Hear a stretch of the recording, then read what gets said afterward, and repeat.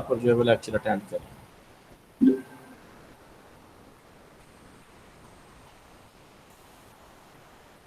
जी screen share हो गई है आपको?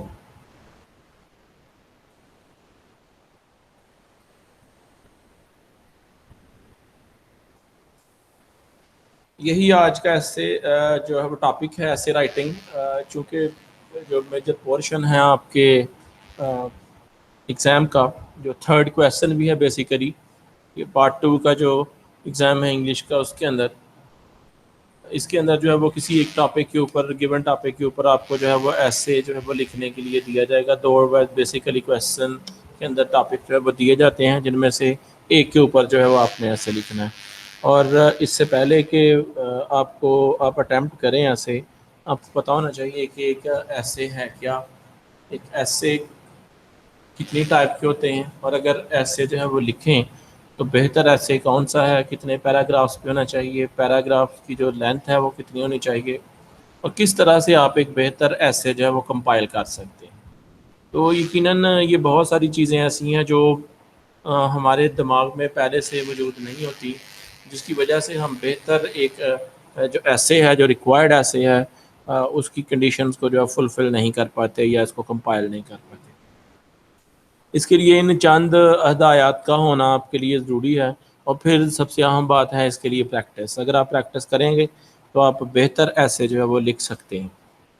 तो कोशिश करें कि ऐसे खुद से लिखें, क्योंकि आमतौर पर ऐसा ही होता है कि जो टॉपिक आता है वो जिसको कहते हैं आउट ऑफ द सिलेबस आ जाता है, करंट अफेयर्स में से आ जाता है, करंट सिचुएशन में, वेदर कंडीशंस के ऊपर, इकोनॉमिक डाउनफॉल एंड अपहीवल, आजकल पेंडेमिक है आपके सामने, ये जो कोरोना की है, इसके ऊपर आ सकता है। तो बेहतर ये है कि आपके जहन में एक फार्मेशन पहले से मौजूद हो कि एक ऐसे जो है बेहतर तरीके से कैसे लिखा जाता है, और कैसे हम उसको जो है वो कंपाइल कर सकते हैं। उसके लिए क्या इंग्रेडिएंट्स हैं, क्या रिक्वायरमेंट्स हैं, किस तरह की आपकी स्ट्रक्चर चाहिए, या ये ऐसे जो आप लिखने जा रहे हैं ये किस तरह का है। तो इसके लिए समझने के लिए पहले जो है वो हम आज यही ऐसे राइटिंग की टेक्निक को जो है वो समझेंगे। सबसे पहले आपके पास ऐसे राइटिंग, द वर्ड ऐसे is defined the कॉन्साइड Oxford dictionary जो है उसके अंदर अ लिटरेरी कॉम्पोजिशन, इसको कहा जाता है कि लिटरेरी कॉम्पोजिशन, हम किसी की चीज़ की जो है वो डिटेल, एक्सप्लेनेशन, नैरेटिव जो है वो देते हैं उसके ऊपर, usually prose and short, on any subject, किसी भी सब्जेक्ट के ऊपर होता है। It is written composition giving expression to one's own personal ideas और ओपिनियन। ये एक ऐसी कॉम्पोजिशन होती है जिसमें हम अपने पर्सनल आइडियाज़ या राय जो है वो देते हैं किसी टॉपिक के ऊपर। The term usually cover also any written composition whether it express personal opinion और गिव्स इंफॉर्मेशन ऑन एनी, ये पर्सनल एक्सपीरियंस भी हो सकता है, या इसके साथ साथ किसी सब्जेक्ट के ऊपर डिटेल भी हो सकती है, और ऑफ अ नैरेटिव और अ डिस्क्रिप्शन, या किसी चीज़ को जो, ये बेसिकली चारों टाइप्स हैं इसकी, तो इनकी अलग से डिटेल आनी है, इसलिए मैं इनको ज़्यादा यहाँ पर डिस्क्राइब नहीं करूँगा। लेकिन फ़िलहाल आप ये जहन में ज़रूर रखिएगा कि एक ऐसे जो है वो लिटरेरी कॉम्पोजिशन है बेसिकली। एक अच्छे ऐसे के अंदर जो है वो क्या क्या प्रॉपर्टीज़ जो है वो होनी चाहिए। गुड ऐसे must contain the following characteristics, unity होनी चाहिए, ताकि जितने भी पैराग्राफ्स हैं वो एक टॉपिक के गिर्द रिवॉल्व कर रहे हैं। ऐसा ना हो कि आपका टॉपिक जो है वो लेट्स से कि आपका टॉपिक लोड शेडिंग है, तो आप लोड शेडिंग की बजाय जो है वो बात जो है वो ले जाएं मौसमों के ऊपर, और बात जो है वो वेदर कंडीशन के ऊपर ले जाएं, या वेदर कंडीशन की डिटेल ज़्यादा बता दें। हाँ, वेदर को अगर उस हवाले से डिस्कस करना पड़े तो उसका उसके साथ रिलेशन बताएं कि कौन कौन से मौसम ऐसे हैं, कौन कौन सी वेदर कंडीशन ऐसी हैं जिसमें हमारे मुल्क के अंदर लोड शेडिंग जो होती है, और उसकी रीजंस क्या हैं उस हवाले से, लेकिन आउट ऑफ द वे ज़्यादा ना जाए। फिर आ जाता है ऑर्डर। ऑर्डर मीन सीक्वेंस, ठीक है। सीक्वेंस का ये मतलब है कि प्रॉपर जो है वो इंट्रोडक्शन होना चाहिए, जिसको हम थीसिस भी कह सकते हैं।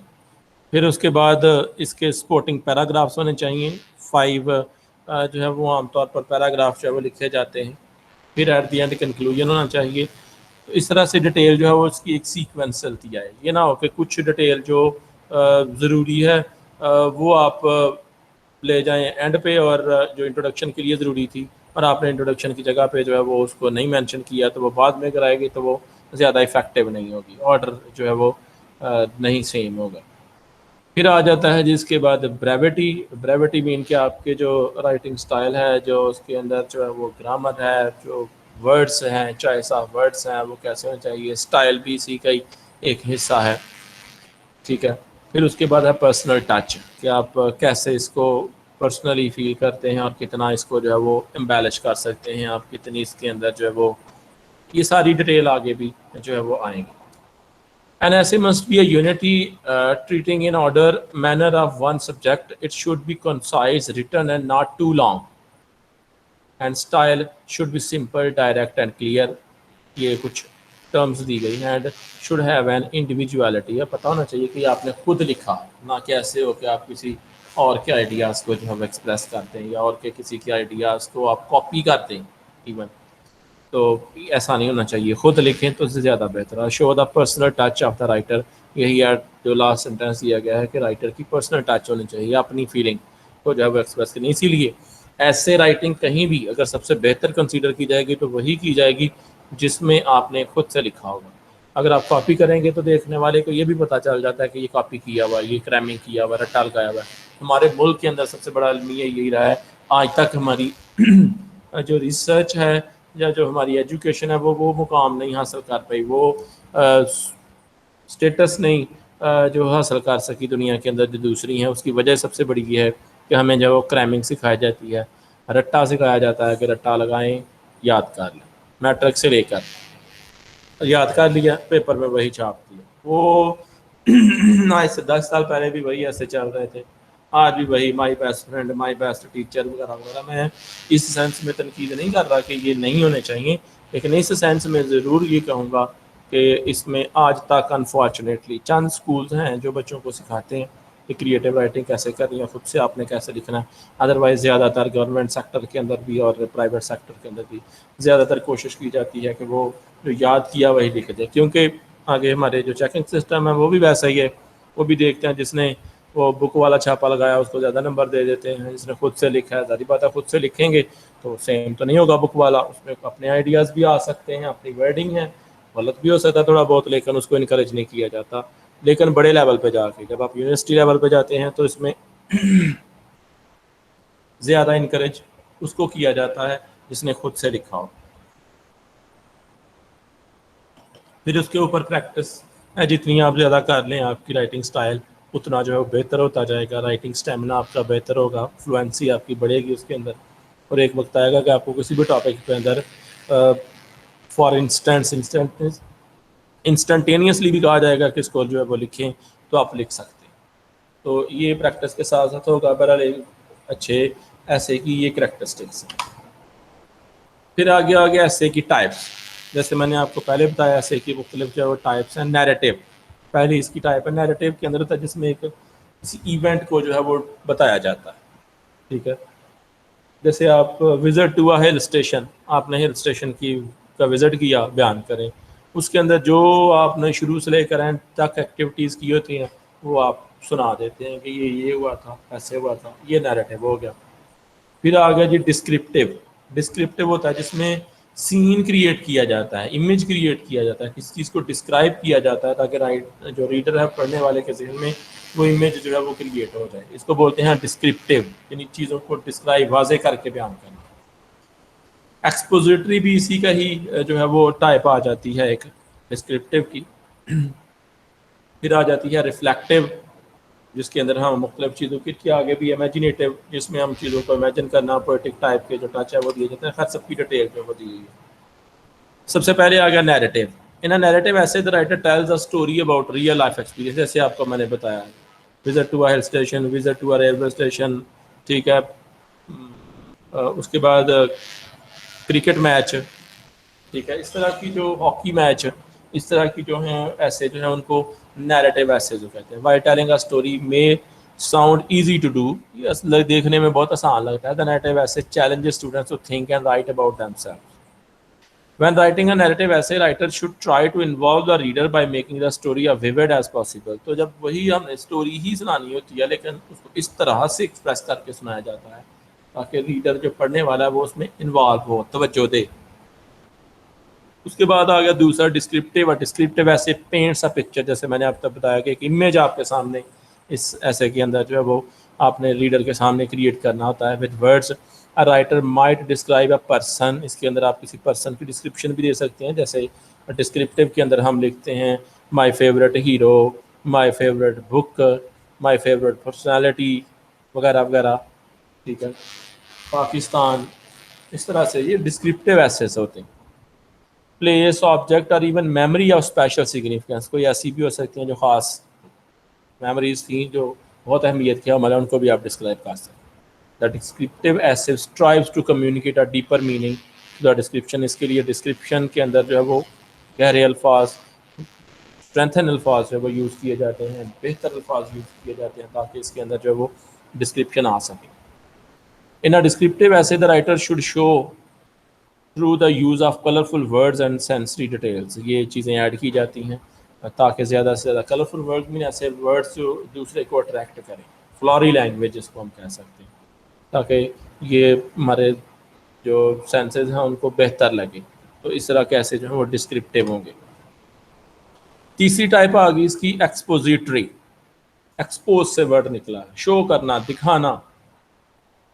In an expository essay, the writer explain or define a topic using fact, statistics, examples. Expository writing encompasses a wide range of essay variations such as the comparison and contrast essay.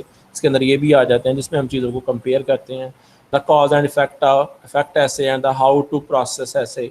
जैसे फर्ज कर लें कि मैं आपको कह देता हूँ कि what are the reasons of load shedding, अब इस पे आपने ऐसे लिखना है, या लोड शेडिंग इन पाकिस्तान। अब आप उसके उसके अंदर जो है वो आप डेफिनेशन करेंगे पहले लोड शेडिंग की, फिर आप मुख्तलिफ फैक्ट्स यूज़ करेंगे, फिर स्टैटिस्टिक्स भी आप यूज़ कर सकते हैं कि पाकिस्तान के अंदर इतनी जो है वो पावर जो है वो पैदा की जा रही है, इतनी पावर कंजप्शन है, ये जो है बीच में जो है वो शॉर्टफॉल आ रहा है। फिर इस शॉर्टफॉल को कैसे किन किन इलाकों में ग्राफ्स की मदद से बयान कर सकते हैं कि आपने जो है उनको फुलफ़िल किया है और उसको मैनेज किया है। फिर इसकी रीज़न्स हैं, वो सारी की सारी जो डिटेल आएगी ना वो, या आप पाकिस्तान के अंदर जो है वो ये जो एनर्जी क्राइसिस हैं या शॉर्टफॉल है उसको कंपेयर करते हैं बांग्लादेश के साथ, तो उस तरह से भी आप इनके फ्लो चार्ट्स में बना सकते हैं कंपेयर के लिए। तो ये सारी ऐसी जो डिटेल्स दी जाती हैं इस तरह के एसेस को हम बोलते हैं एक्सपोजिटरी। क्लियर हो गया जी यहाँ तक? अगर कोई यहाँ तक बात पूछनी है तो आप पूछ सकते हैं जी। क्लियर है?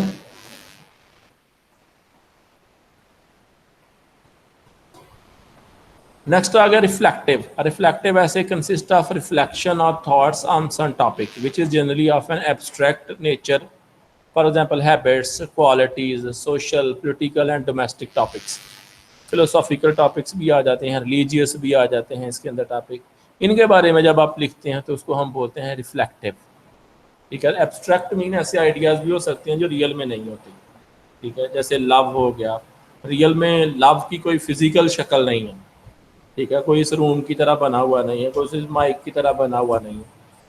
पेन है, ठीक है, सारो है, इस तरह के जो टॉपिक्स हैं इनको हम बोलते हैं हैबिट्स, या क्वालिटीज़ भी इसके अंदर आ जाती हैं।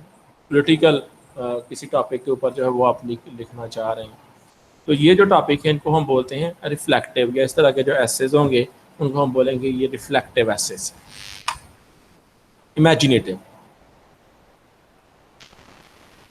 essays on subjects such as feelings and experience of sailor wreck on desert island may be called imaginative essay। जैसे कोई आप ऐसे लिखते हैं कि एक बंदा आपके समंदर के अंदर फंस गया, अब उसकी क्या क्या फीलिंग हो सकती है उसके ऊपर आप ऐसे लिख सकते हैं, तो ये इमेजिनेटिव है, इमेजिन ही किया उस सूरत हाल को। एक बंदा एक ऐसे कमरे के अंदर फंस गया जहाँ पे बेचारे का निकलना मुश्किल है और कोई उधर है भी नहीं, अब कितने दिनों तक कोई आएगा भी नहीं उधर। अब आपने उस सिचुएशन को जो एक्सप्रेस करना है उसके ऊपर जो है वो आप ऐसे लिखते हैं, तो उस ऐसे को हम जो है बोलेंगे इमेजिनेटिव, क्योंकि आपने वो सूरत हाल इमेजिन करनी है और उसके मुताबिक लिखना है।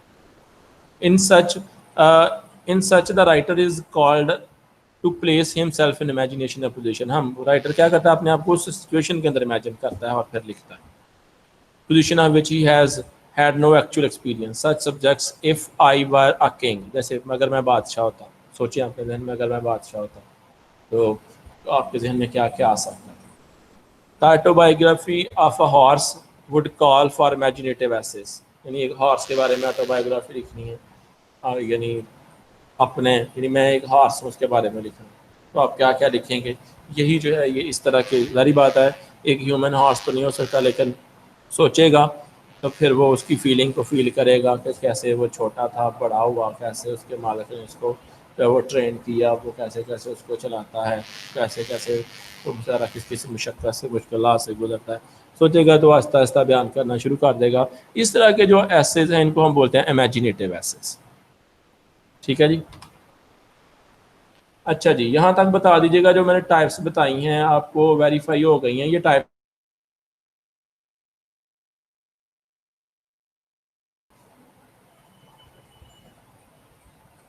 जी स्टूडेंट्स, आपको मेरी आवाज़ आ रही है?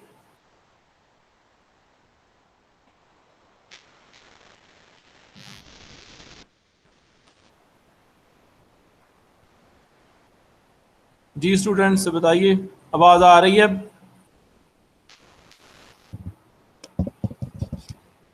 अब आ रही है आवाज़?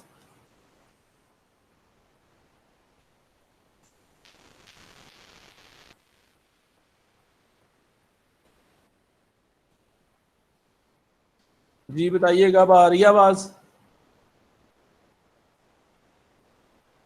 स्क्रीन शो हो रही है आप लोगों को? मैंने ये पूछा था कि जो अभी तक एसेस की डिस्क्रिप्शन मैंने आपको बताई है, एसेस की टाइप्स जो बताई हैं, उसकी समझ आ गई है आप लोगों को?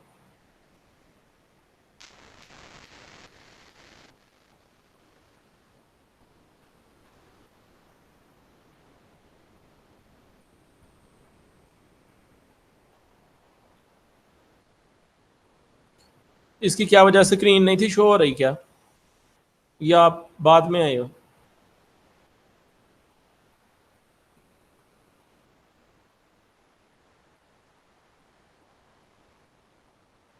अच्छा जी, चले मैं इसको कोशिश करता हूँ दोबारा से एक्सप्लेन कर देता हूँ। इसकी जो है वो टाइप्स हैं, ये देखिएगा एक दफ़ा। नैरेटिव होता है जिसमें हम कोई स्टोरी, कोई कहानी, कोई वाक़या जो है वो सुनाते हैं, इसको नैरेटिव ऐसे कहते हैं। और डिस्क्रिप्टिव होता है जिसके ऐसा ऐसे जिसके अंदर हम एक सिचुएशन क्रिएट करके राइडर रीडर को इस काबिल बनाते हैं कि वो सिचुएशन को समझ सके। वो जो सीन है वो इमेज क्रिएट करते हैं उसके सामने कि वो बिल्कुल उसके अंदर मगन होकर इसको समझ सके, किसी पर्सन के बारे में, प्लेस के बारे में, किसी ऑब्जेक्ट के बारे में जब हम उसको बताते हैं, डिटेल जब किसी चीज़ की बताते हैं, तो इसको हम बोलते हैं डिस्क्रिप्टिव ऐसे। ठीक है। नेक्स्ट आ गया एक्सपोजिटरी। इसमें हमने मुख्तलिफ टॉपिक्स के ऊपर बात करते हैं, स्टैटिस्टिक्स का सहारा लेते हैं, ग्राफ्स का सहारा लेते हैं, एग्जांपल्स साथ शो करते हैं। ठीक है, जैसे मैंने आपको एग्जांपल दी थी कि फर्स्ट हम लोड शेडिंग के ऊपर लिख रहे हैं, तो अगर हम लोड शेडिंग के ग्राफ साथ शो करते हैं किन किन इलाकों में कितनी कितनी जो है वो इलेक्ट्रिसिटी प्रोड्यूस की जा रही है, किन किन इलाकों में कितने कितने परसेंट इसका यूज़ है, कितने परसेंट कंजप्शन है, किन मौसम में ज़्यादा है, किस मौसम में कम है। अगर एग्जांपल्स इस तरह की शो करके जो ऐसे लिखते हैं, इसको हम बोलते हैं एक्सपोजिटरी। ठीक है। और जो रिफ्लेक्टिव एसेज होते हैं, इसके अंदर हम जो है वो ऐसे टॉपिक्स चूज करते हैं जो अब्स्ट्रैक्ट भी हो सकते हैं, एब्स्ट्रैक्ट भी हो सकते हैं, कंक्रीट भी हो सकते हैं, जैसे हैबिट्स हैं, क्वालिटीज़ हैं, सोशल या पॉलिटिकल जो टॉपिक्स हैं, फिलोसॉफिकल टॉपिक्स हैं, रिलीजियस टॉपिक्स हैं। इनकी जब हम डिस्क्रिप्शन देते हैं तो ऐसे जो एसेज हैं उनको हम बोलते हैं रिफ्लेक्टिव एसेज। ठीक है जी। और फिर है इमेजिनेटिव, यानी जब हम किसी ऐसा ऐसे जिसमें हम अपने आप को किसी और सिचुएशन में ढाल के लिखते हैं, जैसे कोई बंदा जो है वो किसी सहरा के अंदर फंस गया, उसकी क्या सूरत हाल होती है, ना उसे पानी मिल रहा है, ना उसे कोई और चीज़ उसे हेल्प मिल रही है, उसकी क्या फीलिंग हो सकती है उस वक्त। अगर हम उस सिचुएशन को एक्सप्रेस करते हैं अपने तौर पर, अपने आप को उसकी जगह पर रख कर, तो ऐसी जो सूरत हाल है, ऐसा जो ऐसे है, उसको हम बोलते हैं इमेजिनेटिव ऐसे। ठीक है, जैसे उसने एग्जांपल दी है इसकी, if I were a king, अपने आप को लेट करें कि आप जो है वो एक किंग हैं, या अगर मैं एक बादशाह होती या होता तो सोचें कि मैं क्या क्या करता, तो उसके बारे में जब हम लिखेंगे तो ऐसा जो ऐसे है उसको हम बोलते हैं इमेजिनेटिव ऐसे। ठीक है जी। अब मुझे ज़रा बताइएगा कि क्लियर है, हो गया यहाँ तक? जी, अब क्लियर है? जी नेक्स्ट देखिए अब। ये बहुत आना है ओवरव्यू ऑफ ऐसे राइटिंग। जब हम ऐसे राइटिंग करते हैं तो हमें क्या क्या करना चाहिए। सबसे पहले देखिए ऊपर एक ट्रायंगल शो की गई है, फिर नीचे एक ट्रायंगल शो की है। ये इसको हम बोलते हैं 5 पैराग्राफ ऐसे। 5 पैराग्राफ ही कोशिश करें आप भी लिखें, क्योंकि आपने नॉट मोर देन 300 वर्ड्स लिखना है। और अगर आप एक वर्ड को जो है, एक पैराग्राफ को आप जो है वो 50-60 वर्ड्स पर मुश्तमिल जो वो लिखेंगे तो ऑटोमेटिकली वो आपका 5 जो है वो पैराग्राफ राउंड अबाउट 300 वर्ड्स हो जाएगा। 60-70 तक आप लिख सकते हैं एक पैराग्राफ और बड़ी आसानी से लिखा जाएगा। इसमें पहला पैराग्राफ होता है इंट्रोडक्शन का, यानी इसमें टॉपिक इंट्रोडक्शन देना होता है कि आप किसके बारे में लिखना चाह रहे हैं। फिर उसके ऊपर उसकी डिटेल के हवाले से पैराग्राफ 1, 2, 3 और फिर लास्ट पैराग्राफ जो है उसके कंक्लूजन के ऊपर है कि आप इसको यानी इसके अंदर समरी की जाती है एज अ होल पूरे का पूरे ऐसे की, और उसके मेन पॉइंट्स को शॉर्ट जो है वो डिस्कशन की जाती है। इसको हम बोलते हैं फाइनल या कंक्लूजन पैराग्राफ। ठीक है जी, इसको ज़रा ध्यान से अपने जहन में बिठाइएगा कि 5 पैराग्राफ ऐसे। पहला पैराग्राफ जो है वो आपने इंट्रोडक्शन का, जिसमें आपने टॉपिक के बारे में इंट्रोडक्शन देना है। उसमें आपने ऐसे ऐसे सेंटेंसेस ऐड करने हैं कि पढ़ने वाला यकीनन उसकी जो अटेंशन है वो आपके ऐसे की तरफ डाइवर्ट हो, कंसंट्रेट करे, समझने की कोशिश करे। ठीक है, ऐसे ऐसे उसके अंदर सेंटेंस। फिर उसी कोई जिस चीज़ के बारे में आपने ऐसे जिस टॉपिक को चूज़ किया उसकी डिस्क्रिप्शन के लिए आपने 3 पैराग्राफ लिखने हैं। सपोर्टिंग पैराग्राफ्स इनको हम बोलते हैं, बॉडी पैराग्राफ भी इनको कह सकते हैं। और फिर एट दी एंड इन सब की आपने जो है वो एक पैराग्राफ के अंदर समरी करनी है। जितनी आपने डिस्कशन की होती है उनको शॉर्ट फॉर्म में एक पैराग्राफ के अंदर डिस्कस करके आपने उसको कंक्लूड करना है, जिसको हम बोलते हैं कंक्लूजन पैराग्राफ। ठीक है जी, इनकी भी आगे जो है वो detail. How to write an effective essay, कैसे हम एक बेहतर ऐसे जो वो लिख सकते हैं। एवरी ऐसे has a beginning, a middle and and, start, दरमियान और आखिर। इसी तरह से मैंने आपको बोला 5 पैराग्राफ ऐसे है। इसमें पहला paragraph, the first paragraph is called the introduction. पहला पैराग्राफ इंट्रोडक्शन है। The next 3 paragraph consist of a body. अगले 3 पैराग्राफ उसकी बॉडी कंसीडर किए जाते हैं। The fifth and the final paragraph is conclusion, और आखिरी पैराग्राफ इसका कंक्लूजन समझा जाता है। सबसे पहले आ गया पार्ट्स ऑफ एन ऐसे। पहला पार्ट है इसका इंट्रोडक्शन। कैसा होना चाहिए introduction? The introduction paragraph is the first paragraph of your essay. Here you show the idea, main idea of your essay. यहाँ पे आपने मेन आइडिया देना है कि आपने ऐसे क्यों लिखा, किस वजह से लिखा, या किस बारे में लिख रहे हैं essay. It must be interesting to your reader and must say why your topic is important. ये इस तरह से होना चाहिए कि पढ़ने वाले की दिलचस्पी भी इसके अंदर बने और उसे ये भी पता हो गई इसकी इंपॉर्टेंस क्या है। First of all right the thesis, the main idea of ऐसे स्टेटेड इन सिंगल सेंटेंस। कोशिश करें एक ही सेंटेंस के अंदर ये बता दें कि आपका जो टॉपिक है वो किस चीज़ के मुतालिक है। ठीक है जी। Provide some background information about your topic. इसके साथ साथ आप बैकग्राउंड इन्फॉर्मेशन भी दे सकते हैं, क्यों ज़रूरत पेश आई, किस वजह से ऐसा है, वगैरह वगैरह। You can use interesting fact that you will use later in the essay. The introduction usually has 3 parts. Introduction के 3 हिस्से होते हैं। द हुक, कुंडी जिसको हम बोलते हैं, consist of several sentences that pull the reader into essay. ये ऐसे सेंटेंसेस आपने लिखने हैं, पावरफुल सेंटेंसेस लिखने हैं, इफेक्टिव सेंटेंसेस लिखने हैं कि जो पढ़ने वाला उसकी तवज्जो आपकी तरफ फोकस हो, यानी खींच ले उसकी जो अटेंशन है उसको।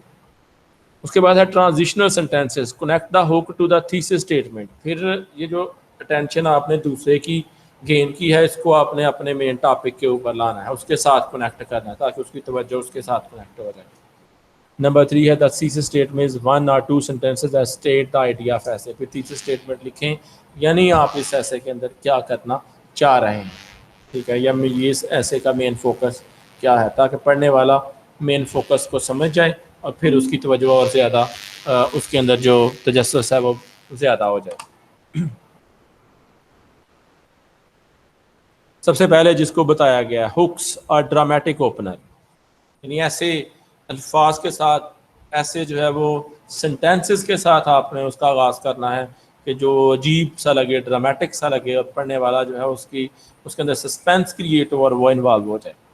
Hooks are used to grab your reader's attention at the beginning of the paragraph or ji. The hook is often a short sentence and is placed before the topic sentence. Topic sentence पहले ये लिखे जाते हैं ताकि reader की पहले तवज्जो आपके टॉपिक की तरफ आए।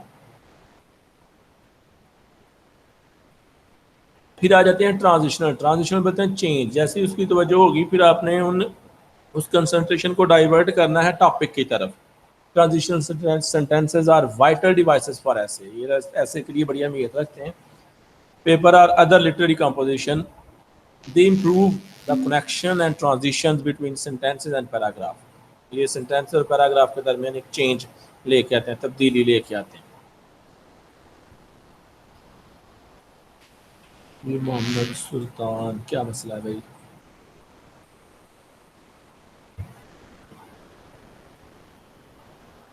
जी ठीक है।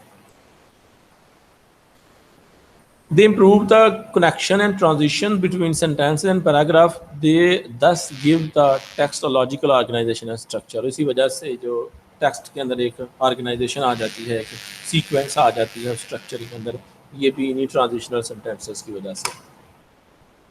पार्ट्स ऑफ एन ऐसे के अंदर आ गया जी thesis statement, a very basic thesis statement. वजह क्या है, क्या रीज़न है, क्या टॉपिक है आपका? इज़ वन और two sentences at the end of the first paragraph that tells the reader the main idea of the essay। ये बेसिकली इसको इसीलिए वो लिखते हैं ताकि जो पहला पैराग्राफ पढ़ने के बाद ही रीडर को पता चल जाए कि ये टॉपिक ये ऐसे किस चीज़ के मुताबिक। और ये जो स्टेटमेंट थीसिस स्टेटमेंट जिसको कहा जा रहा है, इसके अंदर कौन कौन सी चीज़ें होनी चाहिए? It should clearly express what ऐसे इज अबाउट। इसके अंदर पता हो इस ऐसे के अंदर किस चीज़ के मतलब बात हो रही है। It should make a discussable point. ऐसा होना चाहिए पॉइंट जिसके ऊपर डिस्कस किया जा सकता है। It should indicate the structure of the essay, और इससे पता चल जाए कि ये ऐसे की स्ट्रक्चर क्या है, किस तरह का ऐसे है। ये पार्ट्स ऑफ एन ऐसे, बॉडी ऑफ द ऐसे। ये आगे मैंने आपको बताया कि फिर 3-4 पैराग्राफ 3 वैसे लिखे जाते हैं आमतौर पर। They make the body of your work, they develop the main idea of your essay to connect your supporting paragraph. ये पैराग्राफ होते हैं जो डिटेल में उस टॉपिक की डिटेल में लिखे जाते हैं। You should use special transition words. Transition words link your paragraph together and make your essay easier to read. Use them at the beginning and end of your paragraph. Topic sentences ऐसे होते हैं, हर paragraph के start पे जो है वो आप लिखें। Each paragraph in the body of essay contain the following sentences। एक होना चाहिए टॉपिक सेंटेंसेस, ताकि एक मेन टॉपिक के अंदर सब टॉपिक्स भी होते हैं, तो उन सब टॉपिक्स को पैराग्राफ की फॉर्म में डिस्कस करें तो वो लिखें तो ज़्यादा बेहतर है। The sentence tell the reader what the paragraph is going to be. ये मैं उन पैराग्राफ की बात कर रहा हूँ जो बॉडी ऑफ ऐसे के अंदर आते हैं उसकी। फिर उसके बाद डिटेल सेंटेंसेस लिखें, उसके अंदर एग्जाम्पल देना चाहें आप दे सकते हैं। फिर एक ही पैराग्राफ के अंदर कोशिश करें, एक ही पैराग्राफ की आखिरी 2 लाइनें उस सब टॉपिक को कंक्लूड भी करें। This sentence wrap up what you have already told the reader and gets them ready for the next paragraph। फिर आगे तीसरा हिस्सा इसका कंक्लूजन का। This part contain the conclusion and findings. Prove that the theme announce at the beginning. और इसके अंदर ये साबित करना है आपने कि वो बात, वो थीम, वो थीसिस जो आपने स्टार्ट पे लिखा था उसको आपने फुली डिस्क्लोज कर दिया है, वाजे कर दिया है। Necessarily express your personal opinion about the work done. To conclude paragraph typically has 2 parts. एक तो समरी कर दें, जितने आपने पैराग्राफ लिखे हैं उनकी शॉर्ट समरी कर दें, और एक क्या करें, the clincher is the final thought which should create a lasting impression on the reader. एक आखिरी जो है वो 1-2 सेंटेंस लिखा जाता है कि उसका जो है वो रीडर के ऊपर गहरा असर पड़ जाता है। It is also referred to as the closure. इसको हम क्लोजर भी कहते हैं। Is your last opportunity to connect with the reader. ये आखिरी मौका होता है जब हम रीडर के साथ कनेक्ट होते हैं। यानी आखिरी जो सेंटेंस है, जैसे किसी को रुखसत करते हुए हम अच्छे सेंटेंसेस बोलते हैं, ऐसा ही उस ऐसे के एंड पे जो है वो कंक्लूजन इस तरह से करें कि उसको पढ़ने का लुत्फ़ भी आया हो और साथ साथ उसने कुछ नॉलेज भी ग्रैब किया और वो समझे कि वाकई ये ऐसे जो एक बेहतर ऐसे। फिर जब ऐसे आप लिख लें तो फिर उसकी रिवीजन करें, पढ़ें उसको। Revision is actually something a good writer does. हर एक राइटर ऐसा करता है। Throughout the writing process revision does not mean recopying. इसका मतलब दोबारा से लिखना नहीं है, बल्कि इसके अंदर मिस्टेक्स देखनी है। सेंटेंस स्ट्रक्चर कहीं भी गलत है उसको देखना है, स्पेलिंग मिस्टेक कोई गलत है उसको देखना है। फिर अगर कोई ऐसा सेंटेंस आपने लिख दिया बीच में जो इररिलेवेंट लगता है आपको, तो उसको बीच में से अरेज कर दें या उसकी जगह पे चेंज कर दें, तो उसके मुताबिक जो है वो देख लें। 3 areas in particular to examine as you consider how to improve the content and style of your essay are as follows। 3 चीज़ें हैं जिनसे आप अपने कॉन्टेंट्स, अपनी जो राइटिंग है वो बेहतर कर सकते हैं। नंबर 1, क्लैरिटी चेक करें, क्या ऐसे आपने क्लियर लिखा है, लॉजिकली लिखा है, जिस टॉपिक के बारे में लिखा है उसके ही ऊपर आप रहे हैं, उसके बारे में जो डिटेल दी हैं वाजे हैं, कोई चीज़ डूबियस तो नहीं रह गई। Unity, do all the paragraph relate to the centre idea, क्या कोई ऐसा पैराग्राफ तो नहीं है जो आपने टॉपिक से हट के किसी और बारे में लिख दिया हो, ये भी चेक करें। फिर coherence, do the ideas flow smoothly, क्या आपने जो जैसा प्लान अपने जहन में किया हुआ था क्या उसी तरह से आपके आइडियाज़ फ्लो करते आए हैं, या जो आइडियाज़ बाद में आने चाहिए थे कहीं ऐसे तो नहीं हुआ पहले आ गए और पहले वाले बाद में आ गए। इन चीज़ों को ज़रूर देखें। ऐसे प्रूफ रीडिंग वही है कि चेक करें इनको, इनके अंदर कॉमास, इनके अंदर फुल स्टॉप्स, पंक्चुएशन मार्क्स और कैपिटल लेटर्स यहाँ पे आने थे, क्या ये सारी चीज़ें आपने ठीक, एक्यूरेट वर्ड चॉइस भी की है कि नहीं की, डिक्शनरी स्पेलिंग चेक कर लें कोई स्पेलिंग गलत तो नहीं लिखा, जो फ्रैगमेंट्स चेक कर लें कि क्या कोई सेंटेंस बीच में से निकालना है ऐसा जो गलत लिख दिया हो, या ये सारा प्रूफ रीडिंग में आएगा।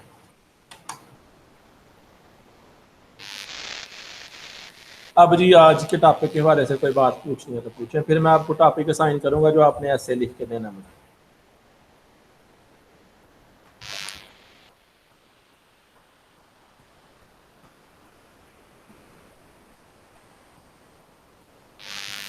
जी क्लियर है यहाँ तक? कोई बात पूछनी है तो आप पूछ सकते हैं।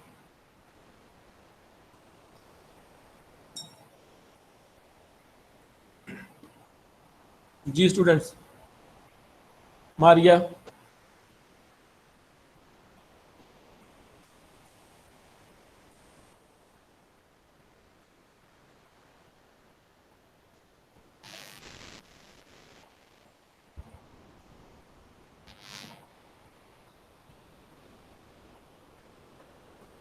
चलें जी, ये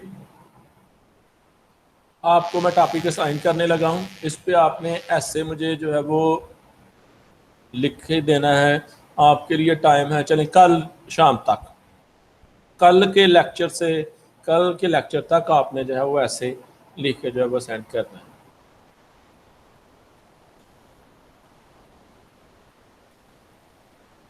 मैं ज़रा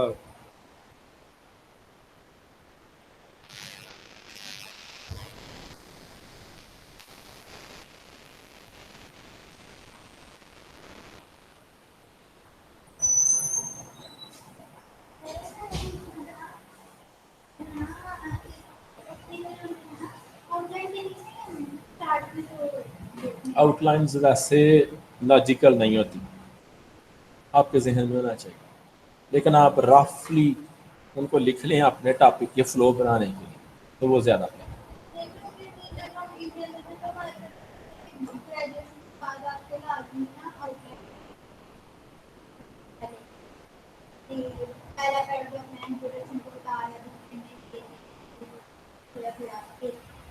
एक गुड ऐसे के लिए ये कैरेक्टरिस्टिक्स का होना अच्छा नहीं होनी चाहिए। फ्लो आप बनाने के लिए, अपने आप को गाइडलाइन देने के लिए आपके साथ, ठीक है। ये उसको क्या आपने सिखाना है, आउटलाइन जिसको चेक करना, ठीक है। तो आज का जो ऐसे आपने लिखना है वो है corona virus and our responsibility, बड़ा आसान सा टॉपिक, ठीक है जी। आप लोगों ने भी नोट कर लिया, जाके आप व्हाट्सएप पे भी नहीं मैसेज कर दीजिए क्या, एंड आवर रिस्पॉन्सिबिलिटीज, ठीक है। तो ये जाके उनको भी बता देना, दूसरे स्टूडेंट्स को भी ग्रुप में मैसेज करते, और खुद भी जो है वो ऐसे लिखना ज़रूर है ये वाला, कल के लेक्चर से पहले पहले। तो 24 घंटे हैं, 24 घंटे भी कम टाइम, ठीक है। तो स्टूडेंट्स आज के लिए काफ़ी है, इतना ही। कल इंशाल्लाह जो है वो हम शॉर्ट स्टोरी पढ़ेंगे, और ये ऐसे आप लोगों ने ज़रूर लिखना, और लिखना खुद से है, जैसे भी ये जो मैंने आपको तरीकाकार बताया इसके तहत आपने लिखना है। और मुझे उम्मीद है कि आप एक दफ़ा लिखेंगे, दूसरी दफ़ा लिखेंगे, इसको बहुत बेहतर कर लेंगे आप। जब तक प्रैक्टिस नहीं करेंगे तब तक नहीं लिखना आएगा, तो प्रैक्टिस ज़रूर करें भाई। ठीक है जी, अपना ख्याल रखिएगा। अल्लाह हाफ़िज़।